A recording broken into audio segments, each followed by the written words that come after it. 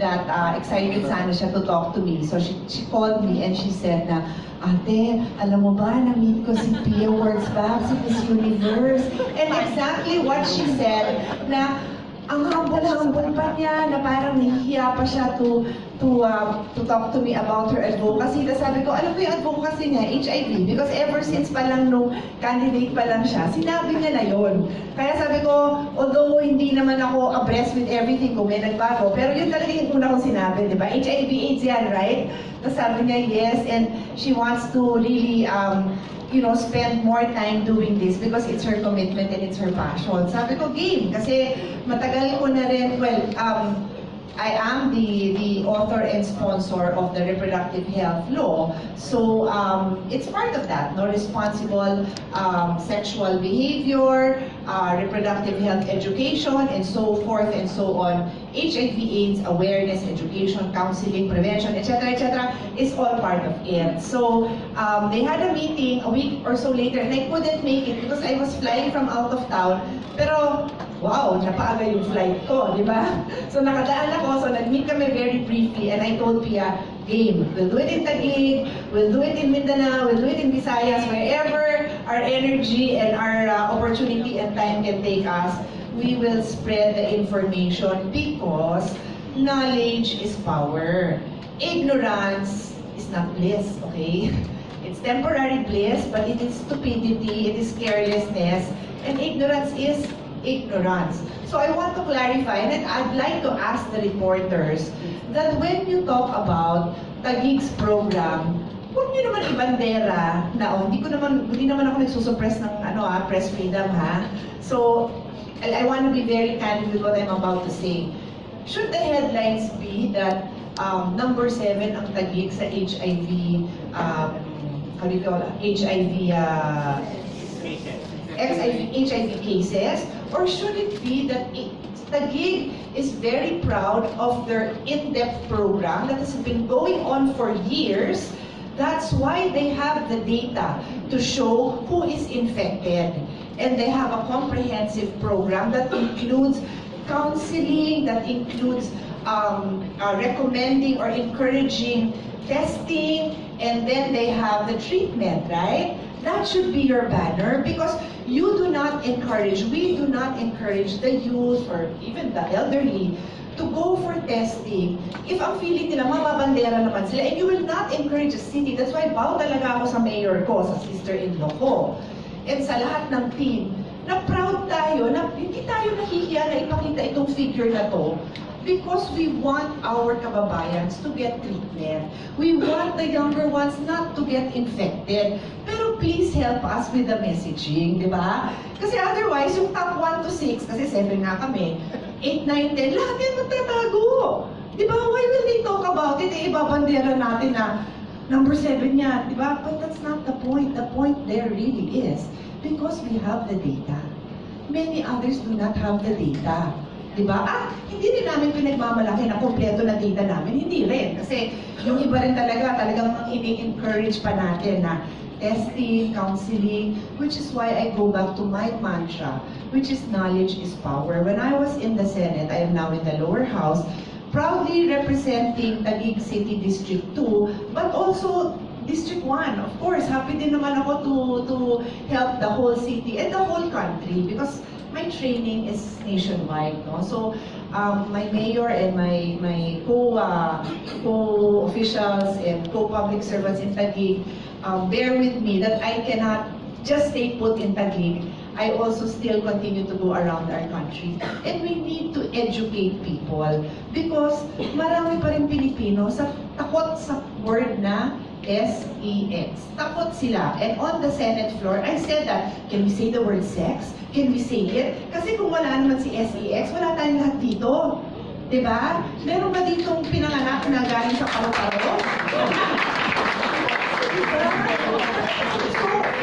we should not fear this. Now, let me give you an analogy para pag kinausap nyo yung lolo nyo, lola nyo, or kung sino mang sobrang conservative na ayaw sabihin ng word na sex. Parang cartoons lang yan eh. may cartoons na bagay sa bata at meron ding hindi. Kahit basta sinabi mong cartoons, hindi ibig sabihin lahat ng cartoons is okay. Baka may magalit na network, kaya hindi ko na lang sasabihin ko ano yung network ng cartoons nila na hindi maganda sa bata. Pero merong okay at merong hindi. Ganun din ang sex, di ba? Kasi kung hindi naman maganda yung sex, hindi wala tayo lahat dito, di ba? If sex wasn't pleasurable, many people would not have sex. Why would you have sex if it's not pleasurable? God made it pleasurable so that man and woman would have a baby. Because if not for that, they will not have a baby. They will have more difficulty. Yung parang pagkain din yan, ba't yung kinakain din, masarap, di ba? Kaya nga pinipilit na pakain kayo ng gulay kasi minsan hindi masarap, right?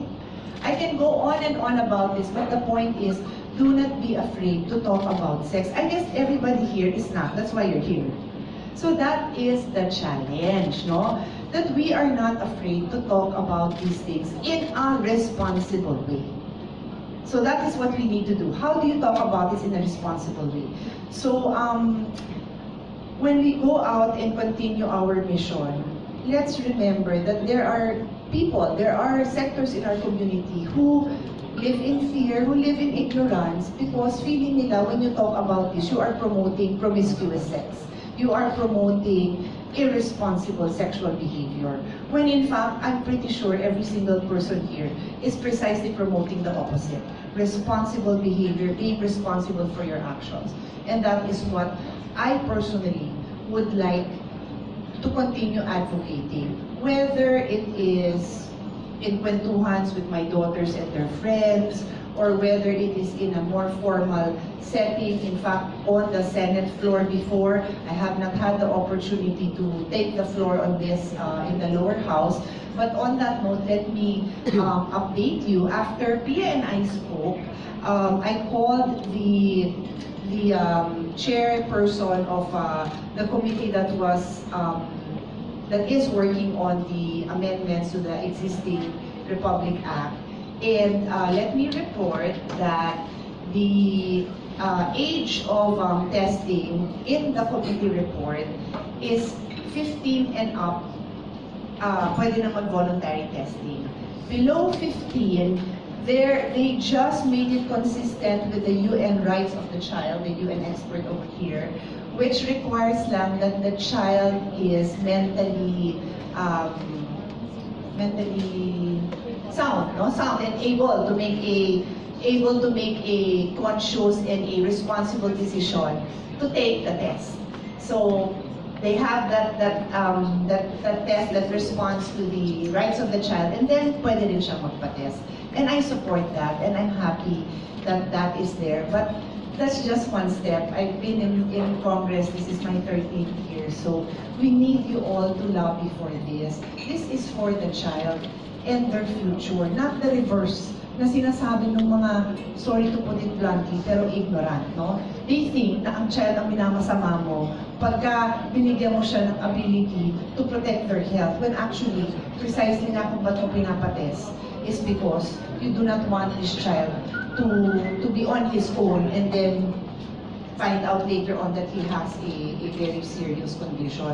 And let's never forget to emphasize, because it gets lost in the storyboard, when we do not mention that may counseling yan nakasama. So na, kala nila when we talk about that, o ano yung bata ngayon niya, na-tested siya, may kasama yun, di ba? But people who are not in the campaign, in the advocacy, do not know that, okay?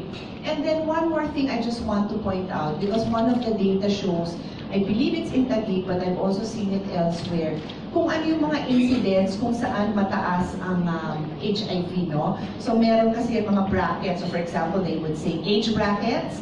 They would also indicate if it's male to male, male to female, and then meron din if it's those who are, sorry if lack of correct terms ako, pero those injecting, and then those also who sell sex for a fee, no? So yan yung mga brackets. Let's also be careful, because when we use those brackets, and when we use it scientifically for data, there's nothing wrong. Pero careful lang tayo, because it is not meant to offend, di ba? So I'll give you a personal story, totoo to, but people kasi sometimes in their sensitivity to the issues, in their passion, pull things out of context. So I have been questioned in the past when I talked very candidly about these issues and mentioned data. And I'm sure you all will, and you have to. But again, be careful and let's all support each other because our objectives are good. So for example, some years back, I mentioned the high rise of STIs, which includes HIV/AIDS in the BPOs. So nasabihan ako ng staff ko na hinay-hinay the way I say it kasi na-offend ko yung mga nasa BPO. But let's all have an open mind. Hindi po tayo 12 years old. May 12 years old ba dito? O sige, kausapin kita one-on-one.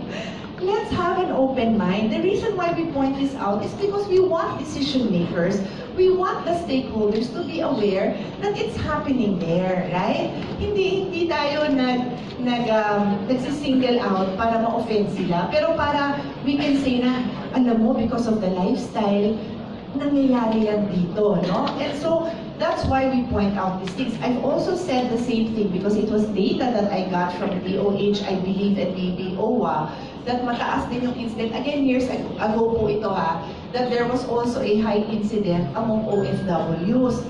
Nag-react naman din po. So my point is, hindi po tayo nag-generalize. We share the data because we want to do something about it.